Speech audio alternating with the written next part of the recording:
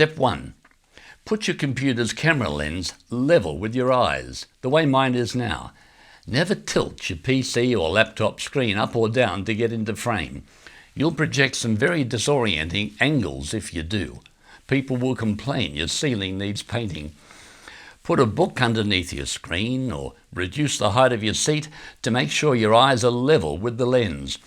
Not level with the centre of the screen, level with the lens, which is above or below your screen, of course. Now, artificial backgrounds can disguise a strange camera angle to some extent, but not having the lens level with your eyes also promotes bad posture. And we know from Skill 1 how important posture is from a credibility perspective and a health one. Step 2. Look directly into the lens, not into the eyes of the person you see on screen. Now, I know it's instinctive to look at the other person's face, especially as we learn good eye contact in session 2. Just remind yourself that looking at the lens is looking into their eyes. You're working to camera. Looking at the lens means the screen image they see will be looking back at them. Conversely, if you look at your screen, you project a strange, disoriented look. Step 3. Keep your head still. You can still be highly expressive with your face and your voice, but don't move your head. All right, turning your head a little to one side shows you're listening, and a small nod expresses agreement. But when you speak, keep your head level and steady, and use your smile to convey interest and appreciation. Head movement is very distracting on screen because you're in a frame, not in a room. The frame around your face exaggerates head movement and can look comical. What if you're having trouble curing the head moving habit? Well, rehearse video conferencing technique with some sticky tape stuck to the back of your neck. You'll feel it when your head moves. Step 4. Ensure your face is clearly lit. If there's natural light available, position yourself so it's coming from 10 o'clock or 2 o'clock. In other words, you should be looking almost in the direction of the window. If that lights up one side of your face too starkly, shine a lamp on the other side to balance it up. You can buy simple USB-powered lamps that throw a soft beam with selectable intensity and flesh tone colour. The whole room should be well lit too, but don't have a light coming from behind you. That will make your face appear darker.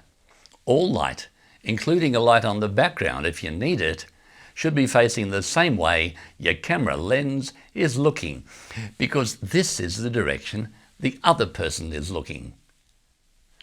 Step 5 is for those unexpected video conferences or Skype video calls when you're out of the office.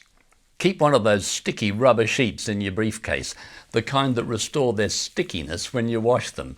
Then stick your mobile phone onto a window at eye level for video calls. The natural light will be correctly directed onto your face, and you'll be projecting an image that's level and shows you standing with correct posture, a sign of confidence, as we've discussed. Step 6. Decide how much of you will be in frame.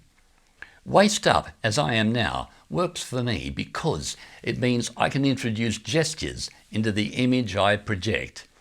Think about newsreaders on TV. They only occupy a small area of the total screen.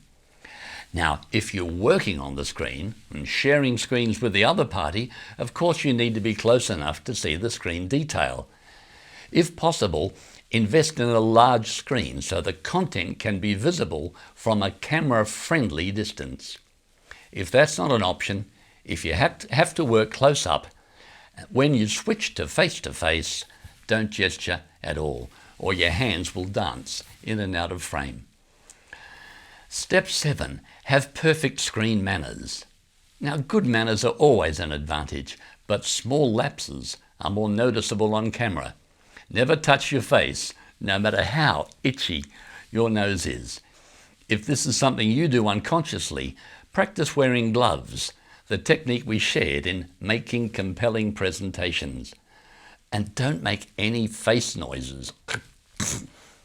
The audio on computers is self-leveling, meaning it limits loud noises and boosts the quieter ones, so unintended sounds will be louder than in real life. Step 8. Speak clearly and slow down just a little. Remember, you have no control over the device you're being heard through. If the other person's listening on a tablet or a phone rather than a laptop or PC, you may already be hard to hear. You might like to encourage them to plug in a headset. For additional clarity, experiment with external microphones rather than relying on the one built into your computer.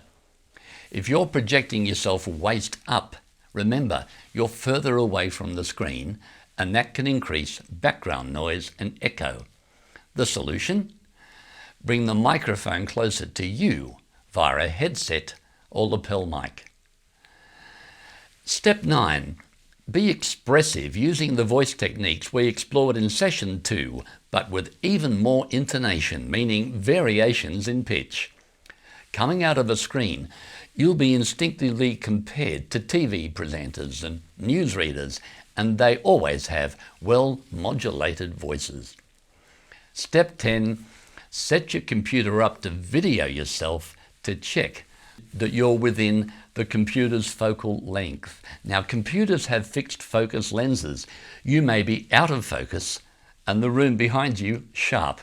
You'll see this mistake often on the TV news with live dispatches from correspondents or political leaders who should know better.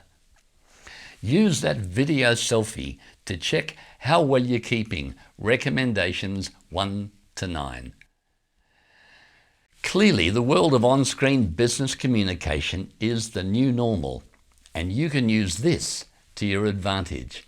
The 10 simple steps we've discussed should be learned and rehearsed until they become your natural way of communicating in the virtual world.